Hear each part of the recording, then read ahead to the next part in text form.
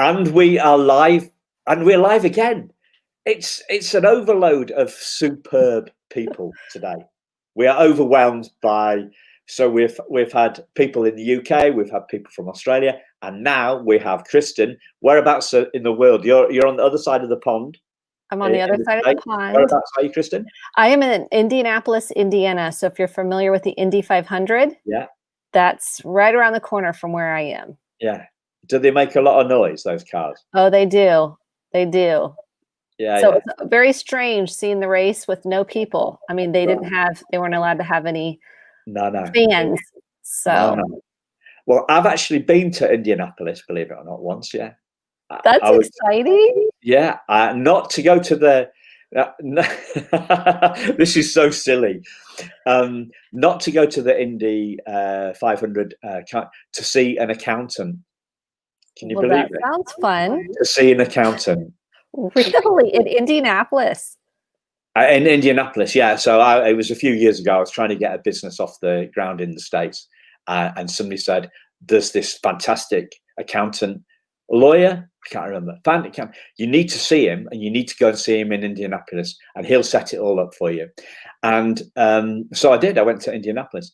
And unfortunately, the business never worked out. So we didn't. But he told me that he was, I think he was about late 50s. And he told me that he'd had his last holiday, the last proper holiday, or first proper holiday as an accountant the year before, more than just a weekend. Like, you guys work so hard. There's a lot of workaholics here in the US. A lot of workaholics hustling for their worth and value and significance. It's really an epidemic. And we do not want our kids to turn out like that, do we? We do not. And if we do not do our own work, our own deeper work, we transmit what is not healed onto our kids. And that's pattern we don't want to recreate, because then our kids don't learn to rest, recharge, and rejuvenate. That's a wonderful segue into your stuff, Kristen. Because right now I'm thinking, oh no, the viewers are going to be thinking, oh no, not another thing that I have to do. So we are going to be really gentle with you for the next 20 minutes. Kristen's got another call on the hour. So she is, I'm sure she's going to be somebody that's overwhelmed, somebody that seems to me from first impressions to be overloaded with love, is going to pass that love from Indianapolis right across the world, where people are who are tuning into live to see us, and be gentle. But I'm sure that's probably your middle name, isn't it? I try to be compassionately direct. So what I do is I hold space for people to explore with curiosity. And that's what I want to teach people to do for their kids. Curiosity is a gift. And when we are curious, we give the permission to our kids to be curious. And it's one of the most important pieces, I think, of parenting to offer a child, is let them be curious and explore, ask questions, be inquisitive, because then they get a sense of security within themselves and a genuine, I'd say, zest for being alive. Yeah. Beautiful sentiment. Beautiful sentiment. And the thing that was popping into my head is, what if parents and kids could be curious about what this back to school is going to be like? With that, confident, pretty obvious, but curious. What about, I'm curious about what you're going to say about that, because I love the big picture that you're sharing. And I promise not to reduce you to 5 ways to make your child more curious. Buy my book. People like the step me, bullet point me, give me the steps, and I'm good. They want the tips and tricks. Do they ever work, those bullet points? I've been doing a mental health Monday every other Monday here in the US with the mayor of our town. And these are folks that never have done any kind of some of them have not done any work around themselves or mental health. So I really work on some basics. So the basics are some deep breathing, so they can learn to ground and get centered. And then when we feel safe, we feel secure in curiosity. If we don't feel safe, that can feel very scary and threatening as adults. And so for children, when we can offer up, curiosity leads to confidence. Curiosity leads to contentment. Curiosity leads to compassion. Curiosity leads to clarity. So we'll often be stuck in loops, like children can have a lot of anxiety. When they are able to process what's really going on the inside, then we can acknowledge it, and that can help them learn better. So if they're stuck in anxiety, they're not taking in the information, they're not learning, and it's scary to be curious then because they feel stupid, they don't want to look stupid, they don't want to be shamed, they don't want to be looking as if they don't know the answer.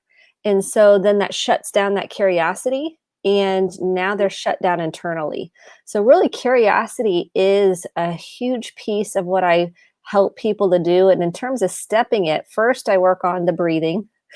Secondly, I work on really becoming aware, because a lot of us, we're so unconscious. Like, how many times have we driven someplace or even walked to someplace and we're like, oh my gosh, especially with driving, did I stop at that stop sign? No, I don't even know, because we're just sleepwalking through our lives.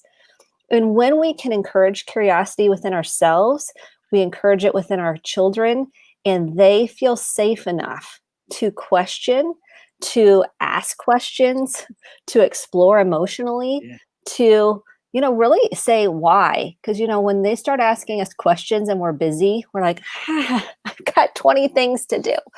When we can take a breath and attune and really look at the child with loving eyes, tender eyes, and say, tell me, what are you curious about? Tell me more about your questions. We create space.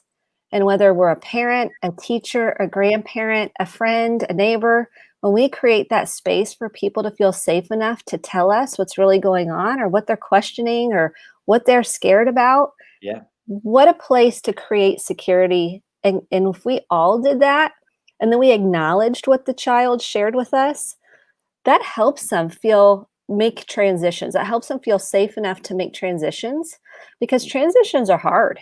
They're hard for adults, and they're challenging for kids, especially with unknowns.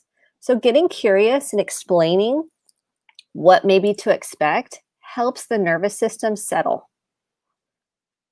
I've been sitting here thinking, I've been waiting to jump in on that. I saw that. I was like, Simon has something to say. So I think maybe something about what you talked about, becoming more conscious, made me become conscious. I was listening to kind of like interrupt or wrap you on to the next question, or so it sounds to me like this is in the moment. This is in the moment stuff, catching our own stuff in the moment, like I just did. So I put my hand up and said, sorry, yeah, you have to do it it's on the different side of the camera. I put my hand up and I said, I lacked some consciousness there. I became unconscious. Instead of going where Kristen wants to take this, I was like, I need to interrupt her and move her on to the next bit. So my question would be, if we were summing that up, it would be becoming curious about what our child is thinking about going back to school. Yes. Yes. Well, I would be curious. So this is where I would jump in and go, I'm curious as to where you kind of started feeling like I'm not present anymore.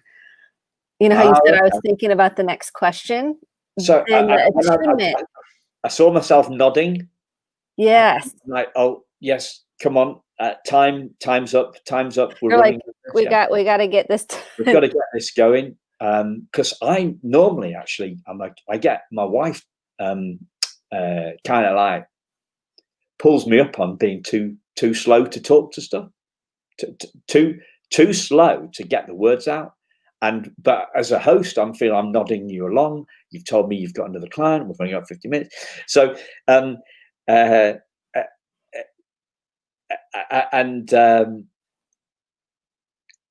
then the next thought that pops into my head is, well, Kristen's not. This isn't a Simon coaching session for Simon. What the hell are we doing? The people are going to turn off in droves. Why am I listening to this guy talking about his consciousness? I guess we're just playing with it, aren't we? We are. The thing that's beautiful about this, how many parents want to hurry their kids? This is perfect. How many parents like, we got to go. You got to get your shoes on. We got to get packed. We got to go. Next thing, next thing, next thing. We're looking at the time and then we're out of attunement. It's so common. This is a perfect example of when we transition to school and our children, we're trying to be on time and we're thinking of the next thing we want to say when they're talking. Isn't this perfect? To me, I'm like, this is a great example. This is how it really looks in real life. It is. Isn't it? And it's hard to be totally present and attuned when we're thinking about the next thing or we're on a time crunch. Yeah. So I think it's perfect. It's a perfect example. And a lot of people will relate to this because we constantly feel like we want to get our thing out or we're in a hurry. Yeah. Oh, I've got another one back to my Indianapolis story, right? Towards the end and it wasn't an accountant. That's pretty boring. It was worse than that. It was a lawyer, as I remember it now. So we were having this conversation over lunch, and he was telling me that he hadn't been on vacation for more than 4 days since he left law school or whatever, and he was 58 and he'd done his first holiday. And I was really interested, and he was telling me about seeing gorillas in Rwanda, and then I noticed him actually looking at his watch. Yeah. Or losing interest in the conversation. And because of his logistics. And when he did that, I just felt, you're some sort of muppet, mate. I thought, sorry, I've come over from the UK. I've had the meeting. I've flown this time. I've come over. I've got on a flight from New York to Indianapolis. I can't remember, a couple of hours flight. I stayed overnight to see him. I had a meeting in the morning, and I felt sorry for the guy. The fact he hadn't had more than a 4-day holiday in 3 weeks. Not 3 weeks, in like 30 years. I felt, God, you are a workaholic. But I also lost empathy with the guy when it was clear to him that he had something else to do. You know, he'd allowed they charge by 10 minutes, don't they? The solicitors, the lawyers, they charge by 10 minutes. They've got to account for every 10 minutes, and they're kind of like, they're brainwashed in that way. That's the culture that they bring out, and we're all brainwashed to a certain. We're all unconscious to a certain degree. We're all clock watching, time watching, but it ain't the foundation of a great relationship. Whether that's with a client or whether that's with your child, that clock watching, it's nuts, isn't it? Because you don't feel seen. You don't feel important. You don't feel like you matter. You don't feel connected with. You don't feel attuned to. You feel unimportant. I mean, that's really the end result. So that makes sense when somebody's, and this is the thing I see a lot with parents now. Yeah, hold on. Just a second. I mean, we're on this. And what happens is the child, it's a misattunement. It's a fracture in connection, which doesn't build confidence in kids. So the more attunement we have, the more presence I have, the more I see somebody, and I really try to see my kids, and the more I see somebody, the more confidence that builds because they feel like they matter, they feel important, they feel loved, they feel tended to.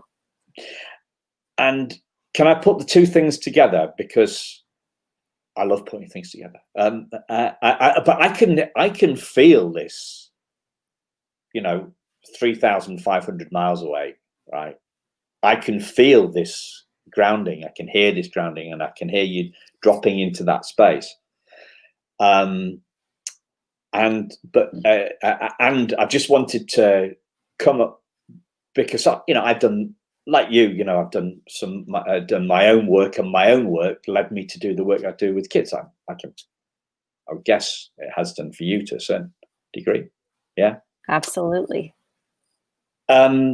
This is a barrier to our curiosity, because if we're looking at our phone, then we're not being curious. We can't be looking at our phone and be curious about what's going on for our kid at the same time. The two No. do not.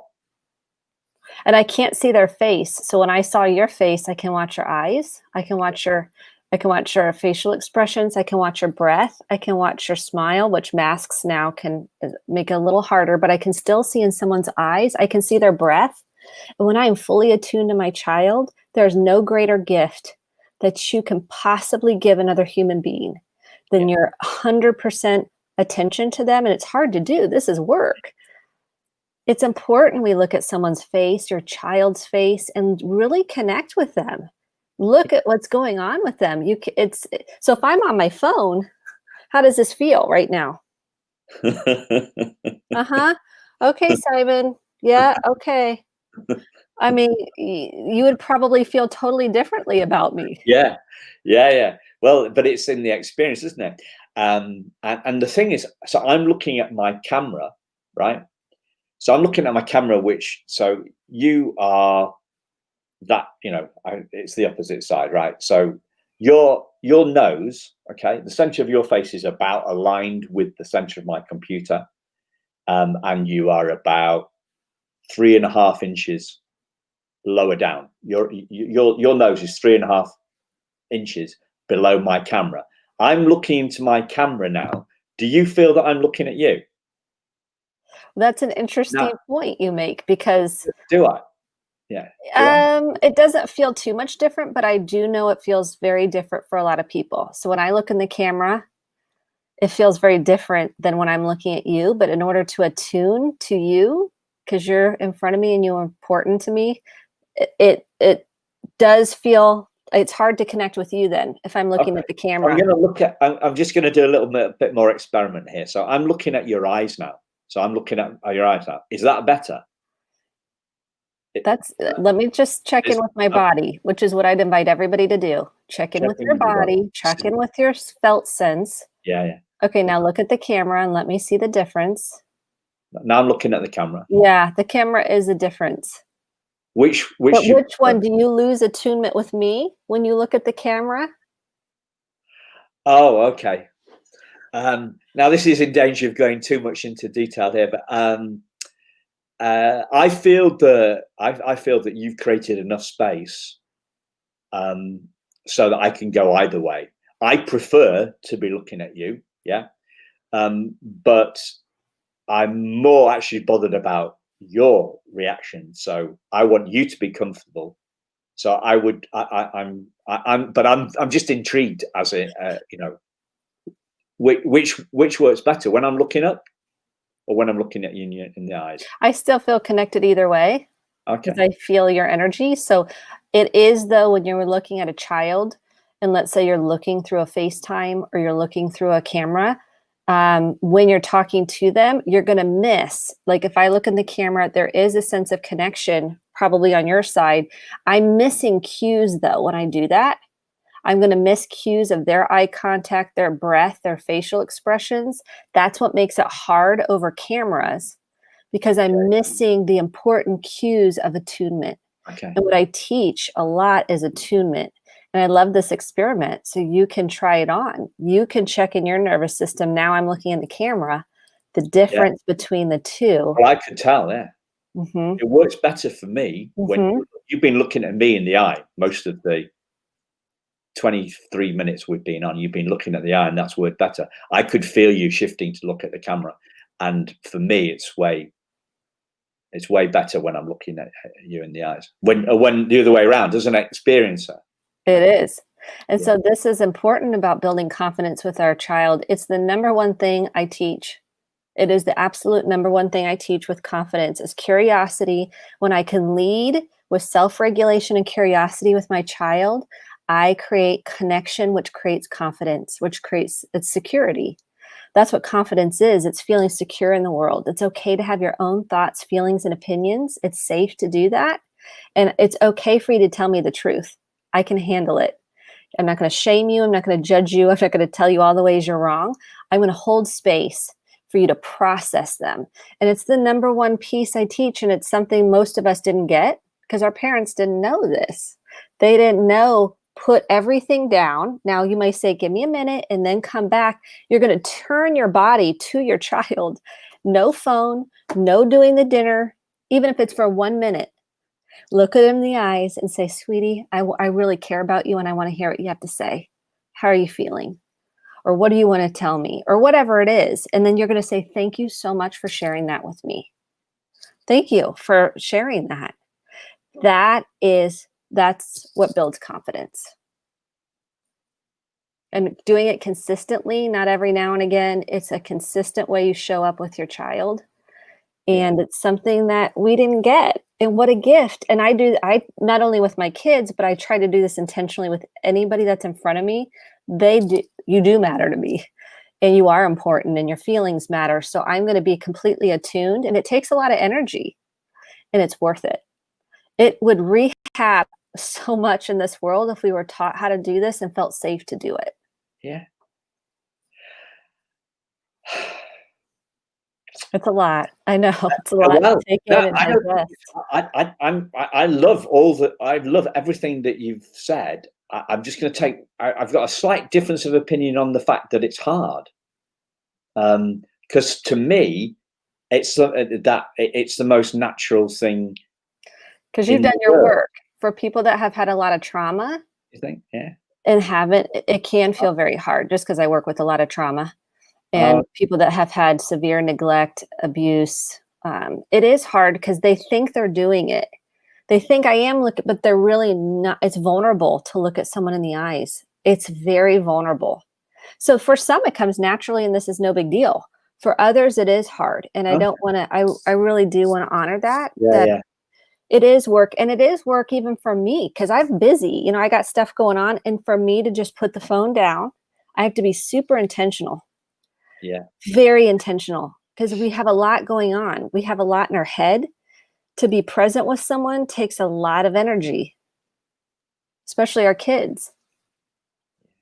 Yeah. So Yeah. I want to honor the fact that it can be hard at times, especially when we're under high stress or duress and we're overwhelmed and we're drained and we're tired. It is sometimes hard to be present. That's for sure.